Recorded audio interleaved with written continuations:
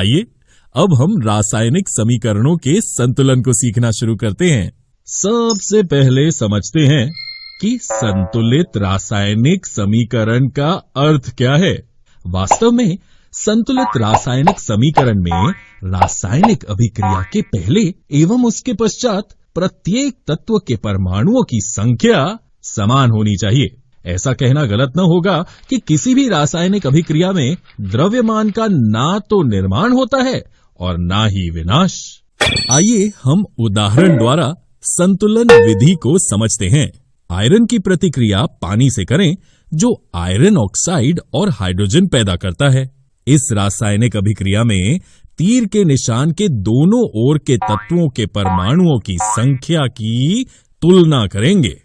जैसे कि आप देख सकते हैं, आयरन के LHS में 1 तथा RHS में 3 परमाणु हैं। हाइड्रोजन के LHS और RHS में 2 परमाणु हैं तथा ऑक्सीजन के LHS में 1 और RHS में 4 परमाणु हैं। सुविधा के लिए हम सबसे पहले सबसे अधिक परमाणु वाले यौगिक को पहले संतुलित करते हैं, या हम यूं भी कर सकते हैं कि पहले धातु या अधातु को, फिर ऑक्सीजन और हाइड्रोजन को संतुलित किया जाता है। ये याद रखना आवश्यक है कि परमाणुओं की संख्या को बराबर करने के लिए हम अभिक्रिया में शामिल तत्वों तथा यौगिकों के सूत्रों को नहीं बदल सकते हैं। सबसे पहले Fe3O4 और उसके ऑक्सीजन तत्व को चुनकर संतुलित करने का प्रयास करते हैं। ऑक्सीजन परमाणु को संतुलित करने के लिए हम 4 गुणांक लगाकर 4H2O लिख सकते हैं, लेकिन याद रहे इसे हम H2O2 या H2O the whole 4 इन तरहों से नहीं लिख सकते। Fe तथा H अब भी संतुलित नहीं है। LHS में Fe का 1 और RHS में 3 परमाणु हैं तथा H के LHS में 8 4 गुणा 2 तथा RHS में 2 परमाणु हैं। तो हाइड्रोजन परमाणु को संतुलित करने के लिए दाईं ओर H2 अणु की संख्या को 4 कर देते हैं। अब Fe को संतुलित करने के लिए बाईं ओर हम Fe के 3 परमाणु लेते हैं। अंत में इस संतुलित समीकरण की जांच करते हैं। Fe के तीर के दोनों ओर 3, हाइड्रोजन के 8 तथा ऑक्सीजन के 4 परमाणु हैं। अब समीकरण के दोनों ओर के तत्वों के परमाणुओं की संख्या बराबर हैं। अतः ये समीकरण अब संतुलित है, अर्थात द्रव्यमान का ना तो निर्माण हुआ और ना ही विनाश। इसलिए अभिक्रिया के पहले एवं उसके पश्चात प्रत्येक तत्व के परमाणुओं की संख्या समान है। दोस्तों, जैसा कि हमने बताया कि समीकरण संतुलन सीखने के लिए कड़े अभ्यास की आवश्यकता होती है, इसलिए आप इसका अधिक से अधिक अभ्यास करें। इसके लिए हम आपको कुछ असंतुलित समीकरण दे रहे हैं। वीडियो को रोककर इनका बताई हुई विधि से संतुलन कीजिए और फिर अपने उत्तर का मिलान कीजिए। इस अभ्यास के बाद आप किसी भी समीकरण को स्वयं सरलता से संतुलित कर पाएंगे।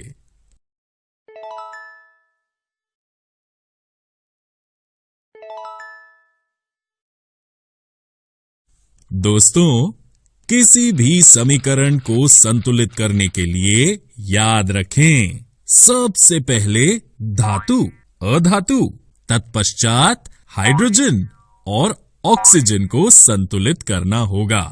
आशा करते हैं कि इस तरकीब से आप कठिन से कठिन समीकरण को सरलता से संतुलित कर पाएंगे।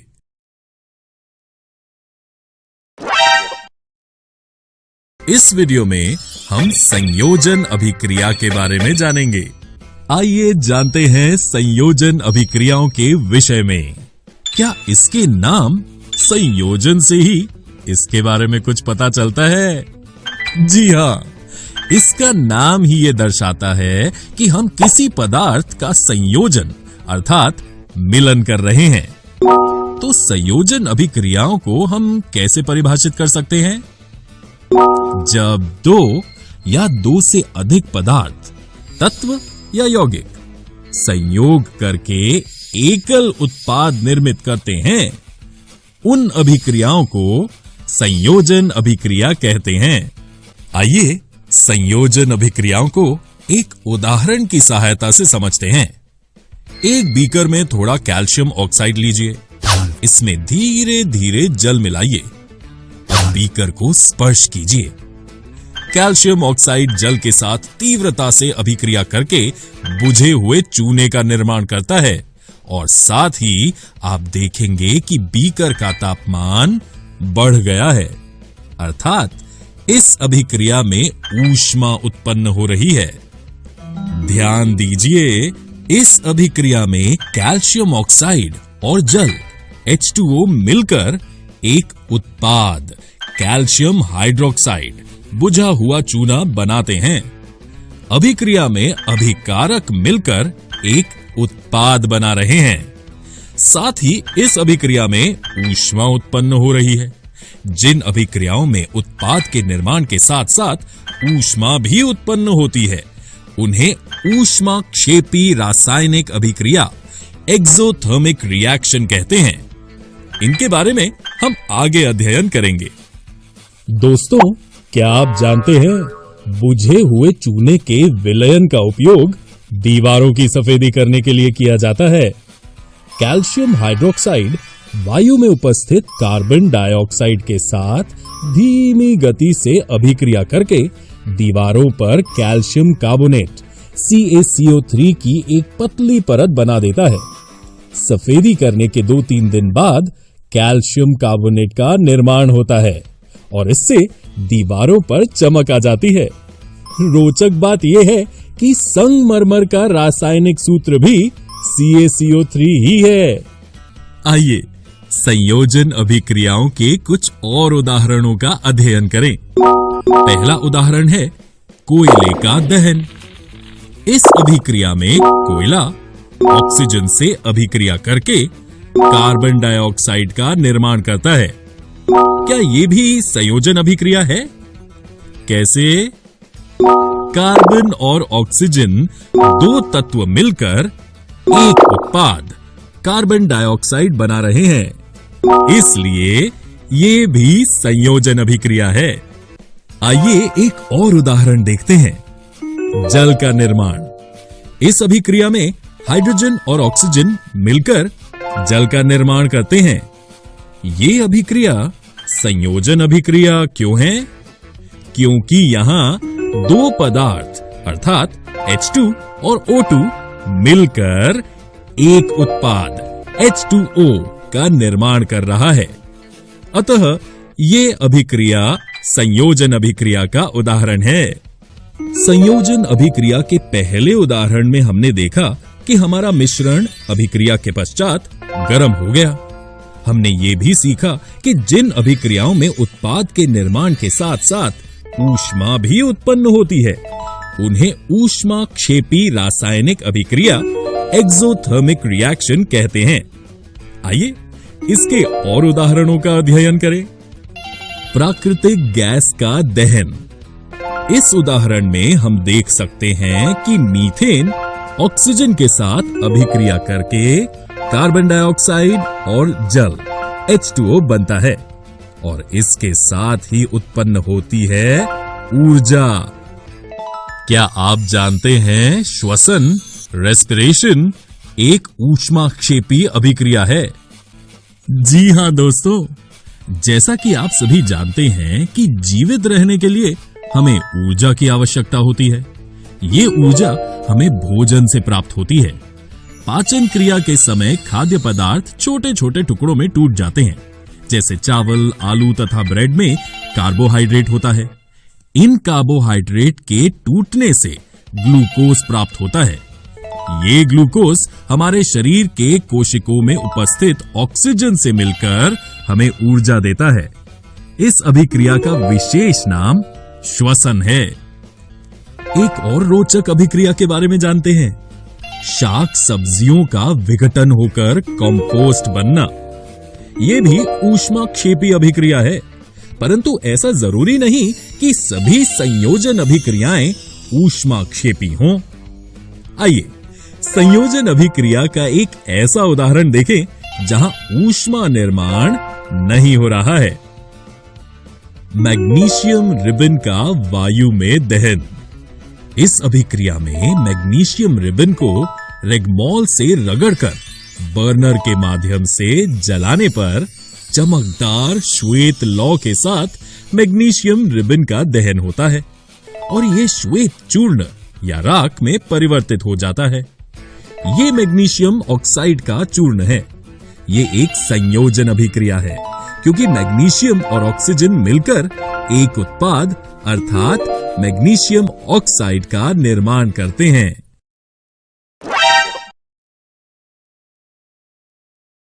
वियोजन या अपघटन अभिक्रिया, डीकॉम्पोजिशन रिएक्शन। दोस्तों, जैसा कि आप जानते हैं, अभिक्रियाओं के कई प्रकार होते हैं और वियोजन या अपघटन भी अभिक्रिया का एक प्रकार है। आइए इसका अध्ययन करें। वियोजन अभिक्रिया में जैसा कि नाम से ही स्पष्ट हो रहा है कि किसी यौगिक या अभिकर्मक का वियोजन या अपघटन हो रहा है। सरल भाषा में कहें तो एक बड़े पदार्थ का छोटे छोटे पदार्थों में टूटना ही वियोजन, डीकॉम्पोजिशन है। वो रासायनिक अभिक्रिया जिसमें एकल अभिकर्मक टूटकर छोटे छोटे उत्पाद प्रदान करता है, वियोजन या अपघटन अभिक्रिया, डीकॉम्पोजिशन रिएक्शन कहलाती है। आइए वियोजन अभिक्रिया को एक उदाहरण के माध्यम से समझते हैं। एक शुष्क परख नली में 2 ग्राम फेरस सल्फेट क्रिस्टल लीजिए। फेरस सल्फेट के क्रिस्टल के रंग पर ध्यान दीजिए। परख नली को बर्नर या स्पिरिट लैंप की ज्वाला पर गर्म कीजिए। गर्म करने के पश्चात क्रिस्टल का रंग देखिए। क्या आप देख सकते हैं कि फेरस सल्फेट के हरे रंग में परिवर्तन हुआ है? जी हाँ, क्रिस्टल का रंग हरे से सफेद हो गया है और साथ ही सल्फर के दहन से उत्पन्न उस अभिलक्षणिक विशिष्ट गंध को भी आप सूंघ सकते हैं। यदि इसे और तेज गर्म किया जाए तो आप देखेंगे इसका रंग भूरे काले में परिवर्तित हो जाएगा। अतः हम कह सकते हैं फेरस सल्फेट क्रिस्टल अपघटित होकर फेरिक ऑक्साइड, जिसका रंग भूरा है, सल्फर डाइऑक्साइड और सल्फर ट्राइऑक्साइड बना रहा है। तो दोस्तों, ये वियोजन अभिक्रिया का उदाहरण कैसे है? क्योंकि एक अभिकर्मक फेरस सल्फेट वियोजित होकर फेरिक ऑक्साइड, सल्फर डाइऑक्साइड और सल्फर ट्राइऑक्साइड बनाता है। इस अभिक्रिया में आप देख सकते हैं कि एकल अभिकर्मक फेरस सल्फेट FeSO4 अपघटित होकर छोटे छोटे पदार्थ जैसे ferric oxide Fe2O3, sulphur dioxide SO2 और सल्फर ट्राइऑक्साइड SO3 बनाता है। ये अपघटन या वियोजन का उदाहरण है। फेरस सल्फेट गर्म करने पर फेरस सल्फेट क्रिस्टल जल त्याग देता है और इसलिए क्रिस्टल के रंग में परिवर्तन आता है। इसके उपरांत ये फेरिक ऑक्साइड, सल्फर डाइऑक्साइड तथा सल्फर ट्राइऑक्साइड में वियोजित हो जाता है। फेरिक ऑक्साइड ठोस है, जबकि सल्फर डाइऑक्साइड तथा सल्फर ट्राइऑक्साइड गैस हैं। है ना ये रोचक? आइए वियोजन अभिक्रिया के एक और उदाहरण का अध्ययन करते हैं। ऊष्मा देने पर कैल्शियम कार्बोनेट का कैल्शियम ऑक्साइड तथा कार्बन डाइऑक्साइड में वियोजित होना एक प्रमुख वियोजन अभिक्रिया है, जिसका उपयोग विभिन्न उद्योगों में होता है। कैल्शियम ऑक्साइड को चूना या बुझा हुआ चूना कहते हैं। इसके अनेक उपयोगों में से एक उपयोग सीमेंट के निर्माण में होता है। ऊष्मा के द्वारा की गई वियोजन अभिक्रिया को ऊष्मीय वियोजन, थर्मल डीकॉम्पोजिशन कहते हैं। आइए वियोजन अभिक्रिया के एक और उदाहरण का अध्ययन करें। एक परख नली में 2 ग्राम लेड नाइट्रेट का चूर्ण लीजिए। चिमटे में परख नली को पकड़कर ज्वाला के ऊपर रखकर इसे गर्म कीजिए। आप देखेंगे कि भूरे रंग का धुआं उत्सर्जित होता है। ये नाइट्रोजन डाइऑक्साइड NO2 का धुआं है।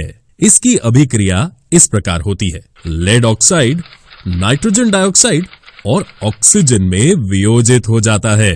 दोस्तों, आइए एक और रोचक वियोजन अभिक्रिया का अध्ययन करते हैं, जो है जल का वैद्युत अपघटन। जी हां दोस्तों, जल को हाइड्रोजन और ऑक्सीजन में अपघटित किया जा सकता है। जल में विद्युत धारा प्रवाहित करने से वो हाइड्रोजन H2 और ऑक्सीजन O2 में वियोजित हो जाता है। इस अभिक्रिया को हम इस तरह से दर्शा सकते हैं।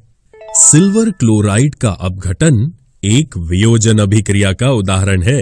ये अभिक्रिया करने के लिए एक चाइना डिश में 2 ग्राम सिल्वर क्लोराइड लीजिए। इसका रंग क्या है? इस चाइना डिश को थोड़ी देर के लिए सूर्य के प्रकाश में रख दीजिए। आप देखेंगे कि सूर्य के प्रकाश में श्वेत रंग का सिल्वर क्लोराइड धूसर ग्रे रंग का हो जाता है। प्रकाश की उपस्थिति में सिल्वर क्लोराइड का सिल्वर तथा क्लोरीन में वियोजन के कारण ऐसा होता है। इस अभिक्रिया को हम इस तरह लिख सकते हैं। ठीक इसी प्रकार सिल्वर ब्रोमाइड भी सूर्य के प्रकाश में सिल्वर और ब्रोमीन में वियोजित हो जाता है। ऊपर दी गई अभिक्रियाएं श्याम श्वेत फोटोग्राफी में प्रयोग की जाती हैं। अतः हमने देखा कि वियोजन अभिक्रिया में अभिकारक के तोड़ने के लिए ऊष्मा, प्रकाश या विद्युत की आवश्यकता होती है। जिन अभिक्रियाओं में ऊर्जा अवशेषित होती है उन्हें हम ऊष्मा शोषी अभिक्रिया एंडोथर्मिक रिएक्शन कहते हैं।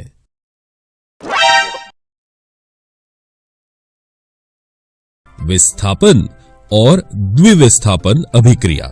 आइए अब हम अपने पहले विषय से शुरू करते हैं, जो है विस्थापन अभिक्रिया। ये शब्द विस्थापन हमें बताता है कि यहाँ विस्थापन हो रहा है या किसी चीज का प्रतिस्थापन कर रहे हैं। सही। तो हम विस्थापन अभिक्रियाओं को कैसे परिभाषित करते हैं? एक विस्थापन अभिक्रिया वो है जिसमें परमाणु या परमाणुओं के समूह में किसी अन्य परमाणु द्वारा विस्थापन या प्रतिस्थापन किया जाता है। उदाहरण के लिए मान ली कि A B की तुलना में अधिक प्रतिक्रियाशील है, तो A BC से B को विस्थापित कर सकता है और प्रतिक्रिया में दिखाए अनुसार AC बनता है। आइए अब एक उदाहरण की मदद से विस्थापन अभिक्रियाओं को समझते हैं। 3 लोहे की कील लें और उन्हें रिगमॉल से रगड़कर साफ करें और फिर A और B के रूप में चिन्हित 2 परख नलियां लें। प्रत्येक परख नली में लगभग 10 ml कॉपर सल्फेट का विलयन लें। 2 लोहे के कीलों को एक धागे में बांधें और लगभग 20 मिनट के लिए परख नली B में कॉपर सल्फेट के विलयन में सावधानी से डुबोएं। तुलना के लिए एक लोहे की कील अलग रखें। 20 मिनट के बाद कॉपर सल्फेट घोल से लोहे की कीलों को निकाल लें। अब हम परख नलियों A और B के कॉपर सल्फेट के विलयन के नीले रंग की तीव्रता की तुलना करेंगे और एक तरफ रखे हुए लोहे के कील और कॉपर सल्फेट के विलयन में डुबोए लोहे के कील के रंगों की भी तुलना करेंगे। अब हम देख सकते हैं कि कॉपर सल्फेट विलयन का नीला रंग फीका पड़ गया है और लोहे की कील भूरे रंग की हो गई है। जो अभिक्रिया हुई वो थी आयरन की कॉपर सल्फेट के विलयन के साथ अभिक्रिया, और क्योंकि कॉपर की तुलना में आयरन अधिक प्रतिक्रियाशील है, इसने कॉपर सल्फेट से कॉपर को विस्थापित कर दिया और आयरन सल्फेट और कॉपर का निर्माण हुआ। इस अभिक्रिया को विस्थापन अभिक्रिया के रूप में जाना जाता है। विस्थापन अभिक्रियाओं के अन्य उदाहरण हैं।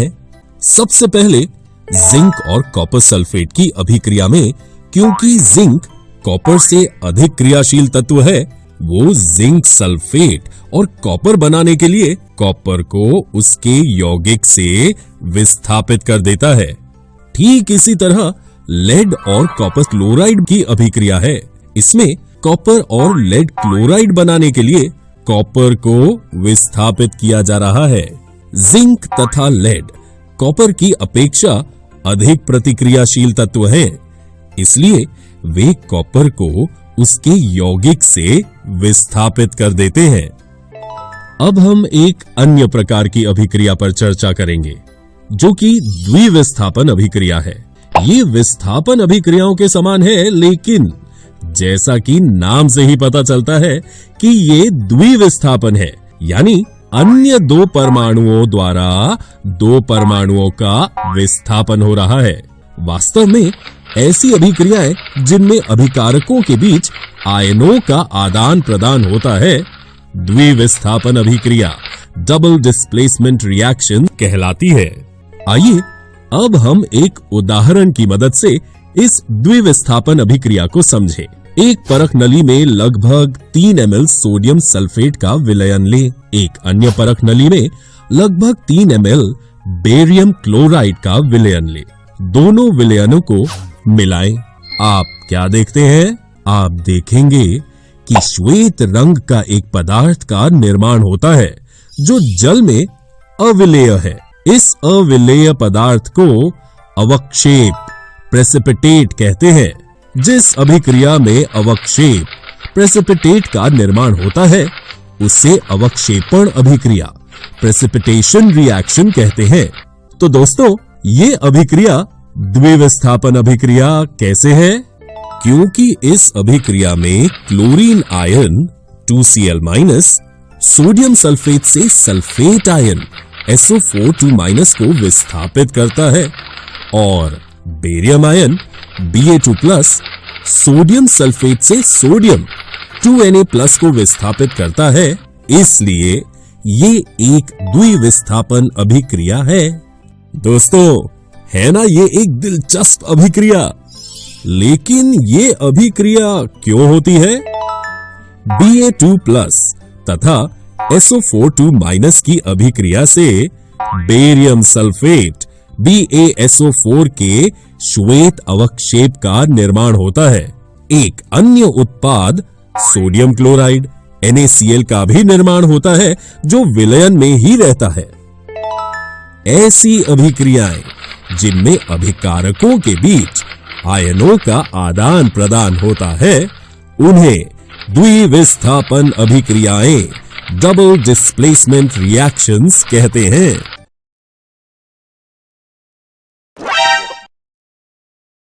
उपचयन एवं अपचयन अभिक्रियाएं, ऑक्सीडेशन एंड रिडक्शन रिएक्शंस। दोस्तों, जैसा कि आप जानते हैं कि अभिक्रियाओं के कई प्रकार हैं। उपचयन एवं अपचयन अभिक्रियाओं के प्रकार हैं जिनका हम अध्ययन करने वाले हैं।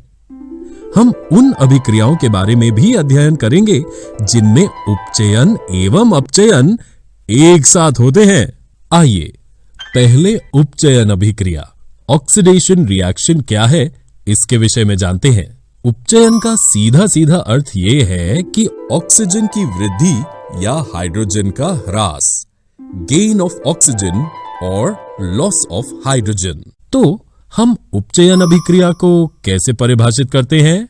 ऐसी अभिक्रिया जिसमें किसी पदार्थ में ऑक्सीजन की वृद्धि या हाइड्रोजन का ह्रास होता है, उपचयन अभिक्रिया ऑक्सीडेशन रिएक्शन कहलाती है। आइए इसे हम अधिक विस्तार में एक क्रियाकल्प के द्वारा समझें। एक चाइना डिश में 1 ग्राम कॉपर चूर्ण लेकर उसे गर्म करें। आप क्या देखते हैं? कॉपर चूर्ण की सतह पर कॉपर ऑक्साइड की काली परत चढ़ जाती है। लेकिन ये काला पदार्थ क्यों बना? ये कॉपर ऑक्साइड बनने के कारण होता है।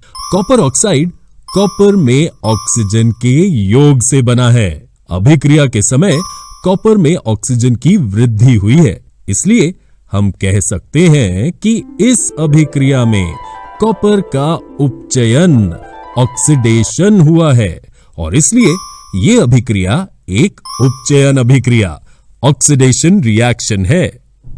अब हम इस गर्म पदार्थ कॉपर ऑक्साइड CuO के ऊपर हाइड्रोजन गैस प्रवाहित करेंगे। आप क्या देखते हैं? आप पाएंगे कि काले रंग की सतह भूरे रंग की हो गई है। ऐसा इसलिए होता है क्योंकि इस स्थिति में विपरीत अभिक्रिया संपन्न होती है तथा कॉपर प्राप्त होता है। यहाँ कॉपर ऑक्साइड में से ऑक्सीजन का ह्रास हुआ है, या दूसरे शब्दों में कॉपर ऑक्साइड का अपचयन रिडक्शन हुआ है। ऐसी अभिक्रियाएं जिनमें किसी पदार्थ से ऑक्सीजन का ह्रास होता है अपचयन अभिक्रियाएं रिडक्शन रिएक्शन कहलाती हैं। यदि हम इस अभिक्रिया को गौर से देखें तो पाएंगे कि इस अभिक्रिया में कॉपर ऑक्साइड से ऑक्सीजन का ह्रास हो रहा है, इसलिए ये अपचयित हुआ है, और हाइड्रोजन में ऑक्सीजन की वृद्धि हो रही है, इसलिए ये उपचयित हुआ है।